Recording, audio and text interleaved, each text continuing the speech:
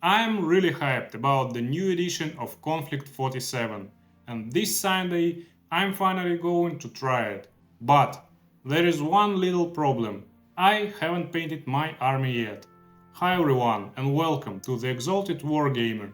My name is Stan and today I'm going to show you how I paint the Axis army for Konflikt 47 in pretty timely fashion. My friend and I bought two of these starter sets and split them. So I have two Axis halves already built, but I still need to paint them.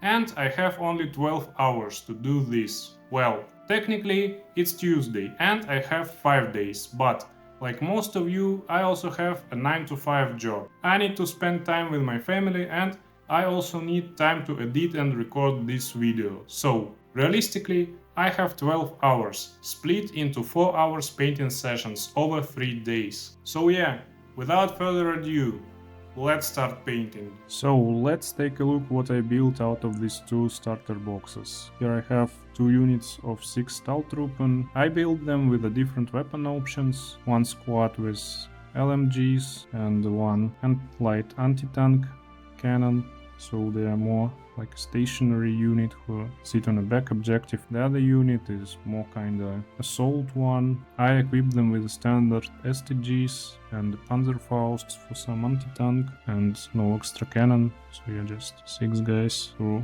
run in the middle and grab the objectives. Also I have two Vogel spinners, and it's really nice that you have all different weapon options on the separate turrets, so you can swap it without gluing, really easy. Here I have twin autocannon, the anti-tank cannon and autocannon, and the dark light projector, and the same for the second one. Also, in theory, you have different back options depending on your main gun, but I don't know how to magnetize it. It's like really tiny connection point, so I just glue the option for grav gun, some kind of arcane engine. So yeah, and also I have leaders like officer models, and I already paint one. Now I'm more prepared, so I tested the color scheme. Yeah, as you can see, I chose the greens, and that's because I want to paint them like my Italian army.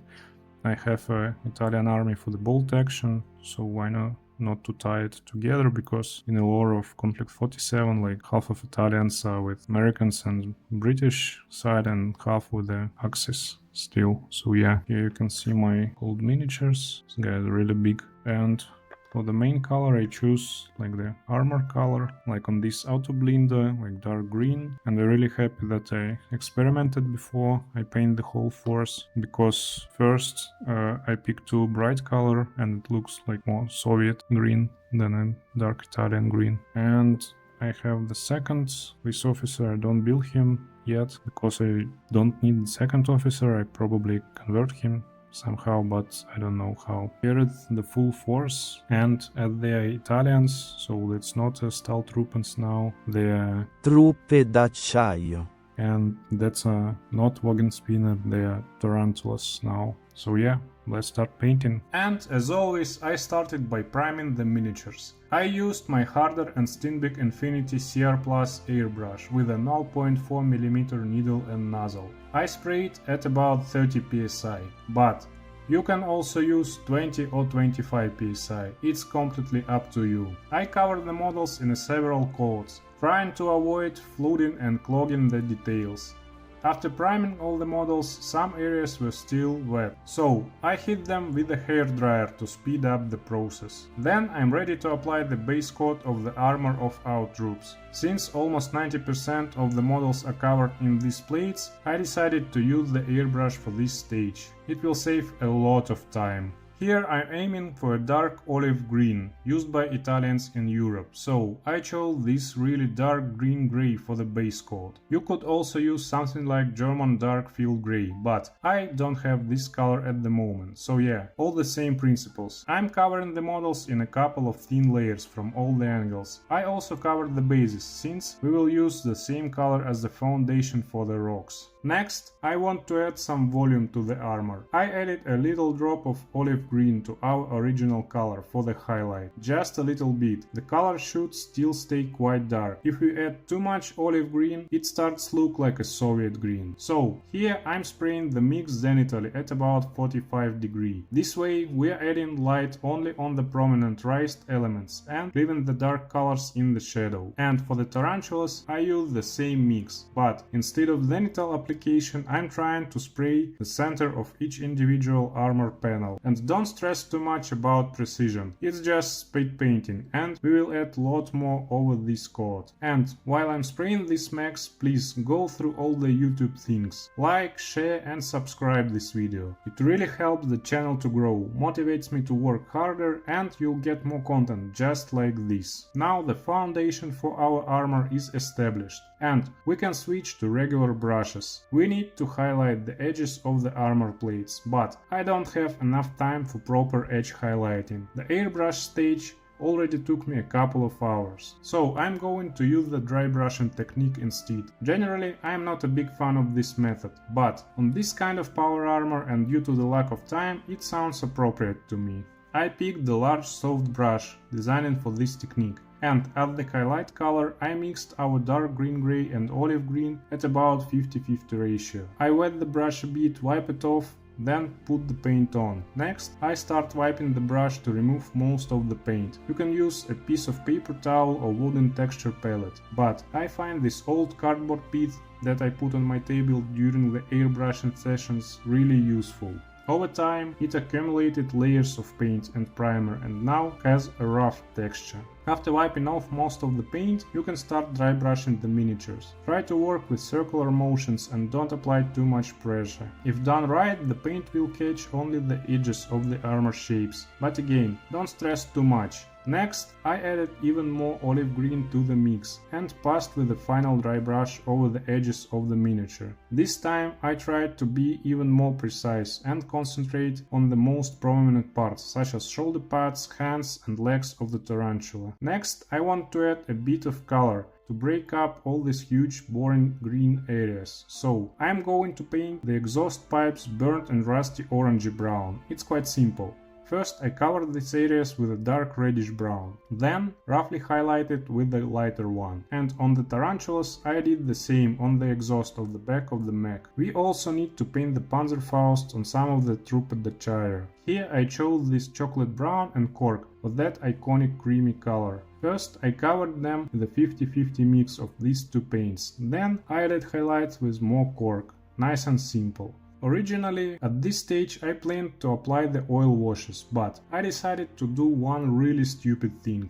I decided to paint freehands. It took me about an hour, and it's completely unnecessary, so feel free to skip this stage. For my freehands I needed reds, whites, greens and a bit of blue. I decided to paint the squadron marking and the cross of Savoy on my tarantulas. First of all, I painted and highlighted the red rectangle on the side and the red square on the front armor of the mech. The red stands for the first tank company. Then we need to specify the platoon by number of vertical white stripes over it. I chose the Foes platoon. Yes, historically there were only 3 tank platoons per company in the Italian army during this period, but it's sci-fi, so maybe they have a special 4th platoon for mechs. The number of the specific vehicle is shown with the white Arabic number over it, so one of my tarantulas will be number 1, the other number 2. Nice and simple. For the cross of Savoy, I painted the blue border around the square to make the shield, then drew the white cross. I also painted the same pattern on the chest plate of each truppe d'acciaio. And you may think, that's all, but no, I decided to do something even dumber. I painted freehands over multiple interchangeable parts, because I wanted the Italian flag on the mechs, but I couldn't find a big enough armor plate on these hulls, so I painted it on each of the 6 interchangeable turrets. The process is straightforward. I just painted and highlighted the red, white and green stripes. You know, the Italian flag. And that's it.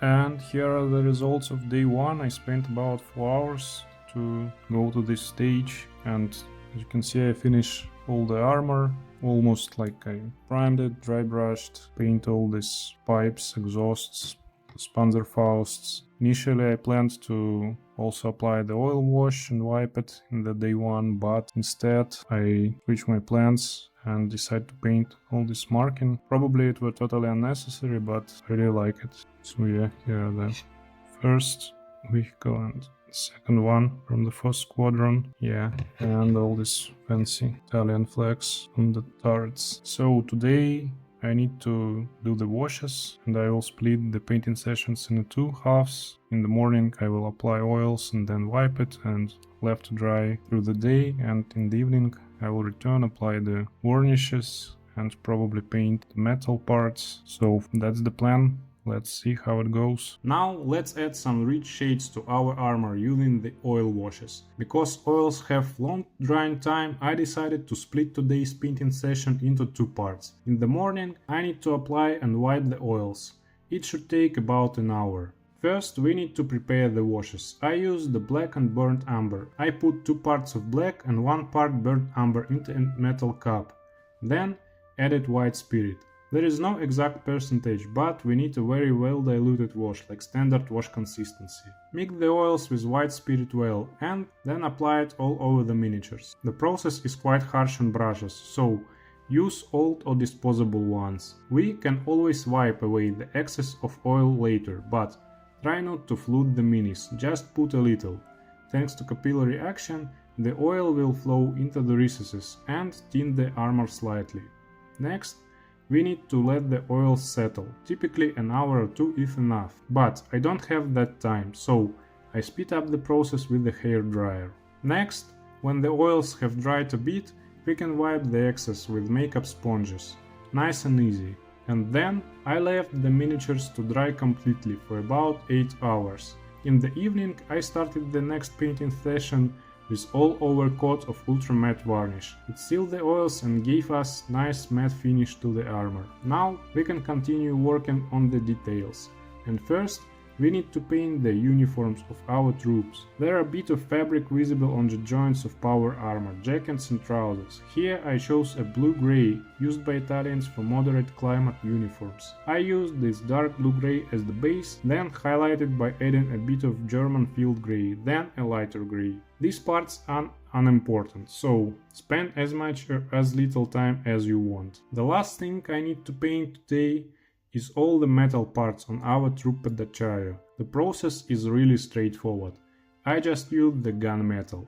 For darker look on the guns, I dry brushed it over the LMGs and STGs. On other details such as knives, pauldrons, server harnesses and this sort of belt, I applied it normally. Finally, I wanted to tint the metals a bit by applying a brownish wash over all metal details except the guns. After the wash dried, I retouched some of these areas with the original color. And it's completely optional step. The same goes for the tarantulas. I painted the guns and pistons on the spider legs, shaded them and retouched. That's all. The last thing to do is paint the dagger handles with the black speed paint. Really easy. So, and here are the results of day 2, and I did quite a big chunk of work. I finished all the oils, metal details and uniforms, and now you can see that it adds a tone of details and depth to all the areas. So yeah, I'm almost done. And for tomorrow I need to paint bases, some lenses and a couple faces on this troop at the Chayo, and I call it done. So yeah, I hope to finish it quite fast. The next day, maybe even a couple of hours, like 2 or 3. So yeah, let's return to painting the next day. And there aren't many things left to do. First, I decided to shade the guns with washes. Initially, I thought that because of dry brush, they would look darker, but they turned out quite bright compared to the other elements. So I washed them with black tone. Since we're using black instead of brown, they still look different from the other metal parts. Next, we need to paint the faces on the troops, and thanks God there are only a couple of them.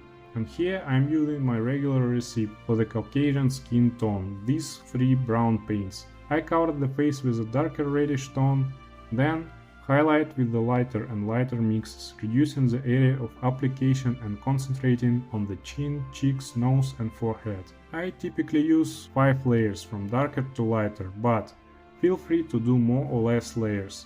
Finally, as an optional step, I glazed a bit of red over the nose, ears and eyes, and a bit of blue-grey over the lower half of the face to simulate 5 o'clock shadow. Then, one last highlight on the nose and cheeks to refine the shapes. We also need to paint the skull cap.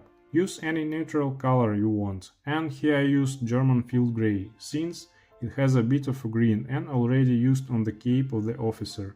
Nice and easy.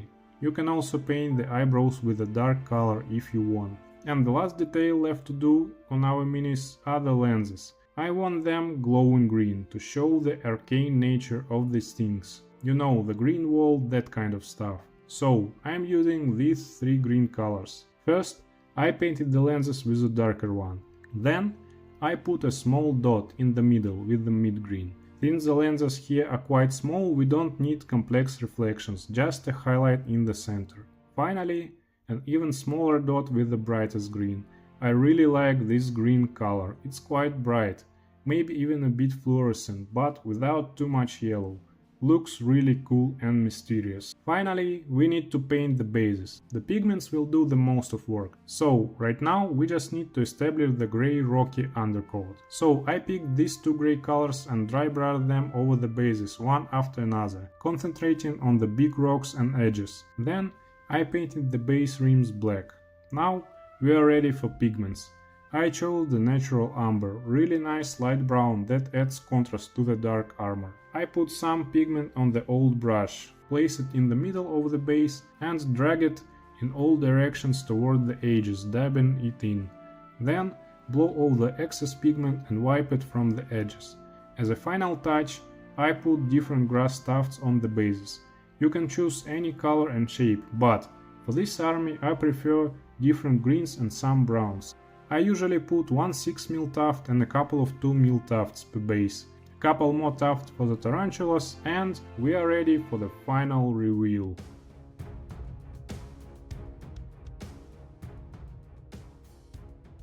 And here they are. I can't believe that just a couple of days ago I had only a bunch of grey minis, and now I have a fully painted Axis army for Konflikt 47. Yes, it's definitely not my best paint job, but they're done and that makes me really happy. There aren't many details on these sculpts, but I quite like the simple pseudo-historical look. The bases here are also crucial in my opinion. They add a lot of contrast and visual interest to the models. And of course, the small freehands, yes, they took me about an hour, but I'm really happy I painted them. These little symbols add so much character to the models. Now it's not just a painted army, it's my painted army. What do you think about this color scheme? Do you prefer brighter colors on your pseudo-historical minis or something more dull and grounded? Let me know in the comments below. And now I just can't wait to test them on the battlefield. But that's all for today. Thank you for watching and for the support. See you soon. Bye.